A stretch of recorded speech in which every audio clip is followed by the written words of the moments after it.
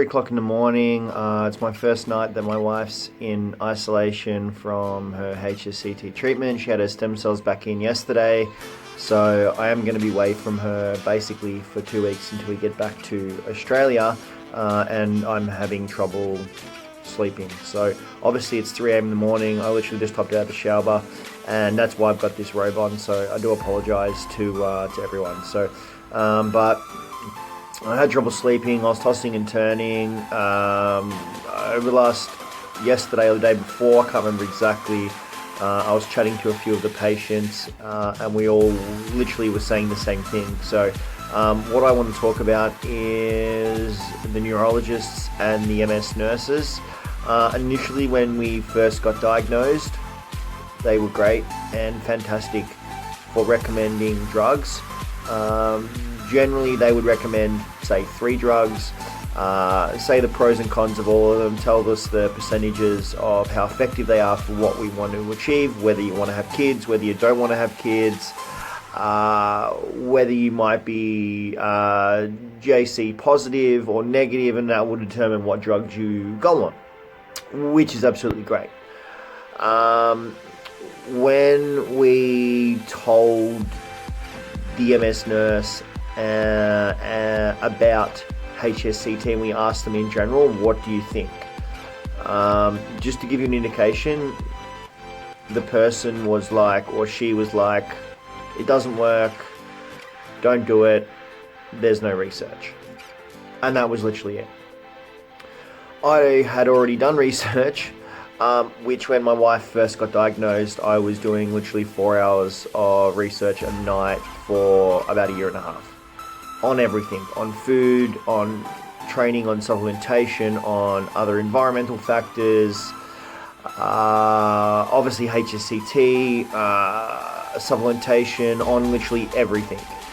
And I had read tons and tons and tons of journals to prove that they have been using or trialing HSCT for a very, very long time. It was very, very effective. So I was really, really unsure of where she was getting that knowledge from.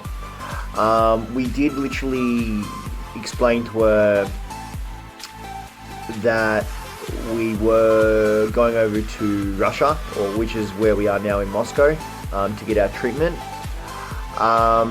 And she's like, it's dangerous, don't do it. Why don't you get it done in Australia? Well, the reason why we can't get it done in Australia, A, they're still doing clinical trials.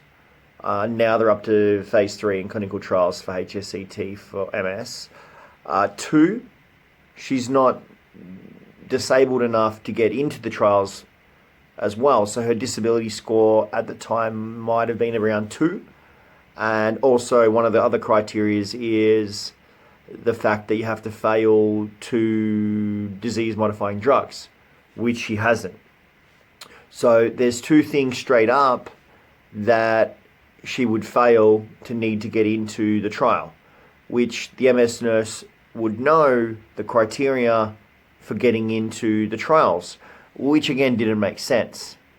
And if we listened to the people telling us don't get HSCT and, you know, stay on the drugs, stay on all those types of things, it could be 5, 10, 15, 20 years down the track when HSCT could be available in Australia, which then God knows what would happen with a person with MS, of any type of MS, what would happen to them in 5, 10, 15, 20 years' time. You just don't know. Realistically, you do. It's going to get worse, no matter what drugs you're on. So that's what we didn't understand.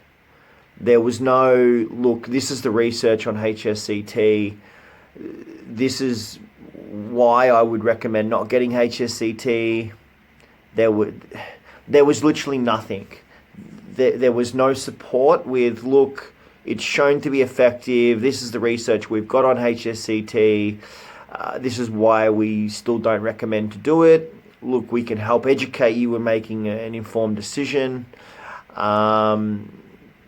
There was nothing. They said literally about Russia that, you know, they're worried about the aftercare. They're worried about the whole process, and they either knew about the process and didn't want to lead on that they knew, or they literally just did not know. So something's going on, because when I was speaking to 10 or so patients that are getting treated at the moment with Hsct in Russia, with Dr. Fedorenko, they all said the same thing. There was people from Holland, there was people from Iran or Ukraine, I can't remember exactly.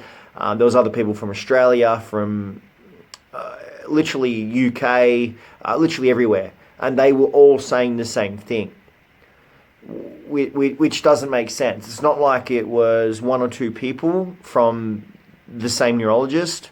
It was literally 10 or so more people that I've never met before that literally said the same thing. The neurologist said that it doesn't work, it's dangerous, it will kill you, you'll have to be on drugs for the rest of your life, which that's all incorrect.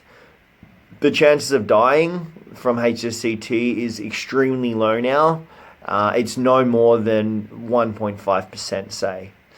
The chances of, for example, my wife catching a brain infection on the drug she's taking, which is Tysabri, is around the same percentage as what it is to die from HSCT in the first year. After 2 years on Tysabri, a chance of getting a brain infection goes up to 33.33%, I think, from memory off the top of my head, which the brain infection is obviously not curable, and I'm assuming you die. So that's where we stand. We're the wait for who God knows how long. I'm guessing at least 10 to 15 years until it's actually available in Australia. Or we go ahead now, we do our own research, which shouldn't be the case, and we get our treatment now. It really does. It's a no-brainer. It leaves you no choice. You either pay money and get better, or you don't pay money and you get worse. I know which one I would definitely choose. There was too many testimonials from people. There was too much information online through clinical data from the hospital with Dr. Fedorenko himself, through other world applications with HSCT. Yes, there is different countries that do different protocols. That's where you got to be a little bit careful with, and with what you choose, which different countries have different percentages of effectiveness due to there's no standardized treatment. So that's the downside with HSCT in general. So I think something needs to be done with the education process, with HSCT in general, with every neurologist and MS nurse. Do I have anything against them? No. Do I think they do their job well? Yes. But I think, like me, myself as a personal trainer, I don't just go, look, this is the only way you should do something. I go, this is why I recommend it. This is why I would maybe not suggest doing it that way. This is all the information I have. If you still want to do it your way, that's great. I'll give you the best information I can to make your way the most optimalist I can, but hope you understand that eventually something may have to change. So, and then when we didn't get that, that's when I was like, hang on a minute, you did that when you recommended the drugs, but then when it comes to HSCT, you don't want to know anything, and you automatically just assume that it's dangerous and bad, and that you need to get it done in your own country. If you have to go outside of your country to have some type of medical procedure, I think that's absolutely disgusting. You should never, ever, ever go outside of your country to get treatment of any description. it just doesn't make sense. It just means that your country doesn't have your best interest at heart. So it's really disappointing to go outside of your country and get something done, but unfortunately there's no other option, which is why so many people are going to areas like Mexico, America, Thailand, India, Russia, Germany, UK, you got Canada, all those types of places, because either you have to be a citizen or you have to meet a certain criteria, either through age, through disability score, through failing drugs, to either get onto a trial or get accepted into the particular program. Like, obviously it's very expensive. We had to pay 70,000 Australian dollars for the treatment. So obviously it's not covered by insurance. It's not funded by anyone. You've just got to find the money yourself through either fundraising, or if you have access to the money, then that's definitely great as well. Obviously drugs, for example, if are not covered by a benefit scheme, it could cost you the same in a year for HSCT. And HSCT most of the time is a one-off treatment, not each payment every single year for the rest of your life to slow a progression down. Like, even though there's literature to show that it's very effective for RRMS, like anywhere from 80% above, which is what my wife's got. Even when you walk into the hospital, it says that HSCT on the wall, like literally before you walk into the door, which I'll show you guys this picture. It works 70% of the time, or it's 70% effective. The rest of that comes from yourself and support.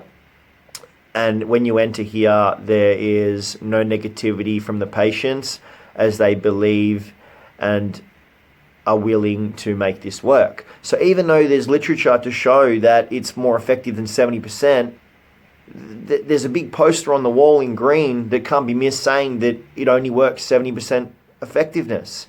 So education is the key, guys. Even if you just take all the information you have and just present it and just go, look, this is the information I've got to my neurologist or to your MS nurse, whoever you have. This is why I'm doing it. Like, literally, if they say, look, it doesn't work, it's ineffective, you can type it in 2 seconds and go, is disease-modifying drugs or are DMDs more effective than HSCT? And you can literally find journals saying that HSCT is far more effective in 2 seconds, and you don't even need to know where to look. So it's really, really frustrating that happens. Unfortunately, it does. Whether it's the drug companies pushing, I'm guessing it could be. I don't know for a fact, but if drug companies weren't involved, I think that every single hospital would recommend the most effective drugs to work. But there's so many different drugs out there that so many different MS nurses or neurologists recommend, which doesn't make sense. There's some that can work like 30% effectively, some that work 50%, and some work, say, 80%. Wouldn't you want to do the ones that are most effective? Which it doesn't make sense why there's so many different drugs getting recommended when they have all different effectiveness for the particular patient. It just doesn't make sense. Obviously, there is some other factors which come into play, but generally speaking, you can get around having the most effective drugs, which there should be at least 3 options with the most effective drugs. So it just makes me really upset. And when neurologists literally tell them, no, this doesn't work, and that they believe them, and then they're in a wheelchair, and then all of a sudden, like my wife, what my wife happened, when a year later after we told, or when we then told them that we're going to get HSCT, they were like, oh yeah, well, we're not for it, we're not against it, we just want to try and help you now. And that's just in a year later after we first initially discussed the question. So imagine what they're going to say in another year's time. And then that could be 3 years later that we could have been waiting. And then Dr. Fedorenko said in 5 years, you would have been in a wheelchair because you had a spinal lesion that was 60% blocked. So if we waited a couple of years, she could have been in a wheelchair, and then it's going to be less effective. So it doesn't make sense why those people are not helping the patient to make them better. It just doesn't make sense, and it really frustrates me. So I just want to try and get the message out across to people to make sure that you stand up for yourselves and do as much research as you can to inform yourself and just present your information to them like what they do to you, but you end up believing and trusting them because they're doctors. So I don't know what else to say, so I'm going to finish it there.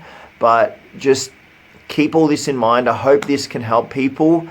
And I just want to bring a bit more light to the world of HSCT in general, and also a bit more education. So I hope that helps, guys. And if it helps at least one person, then I'll be grateful. And I cannot thank you enough. So if you do have any more questions, guys, pop some comments below, and I'll definitely get back to you guys. So I'll see you guys soon. If you want any more just things discussed, let me know, and I'll do some more videos on them. Thanks, guys.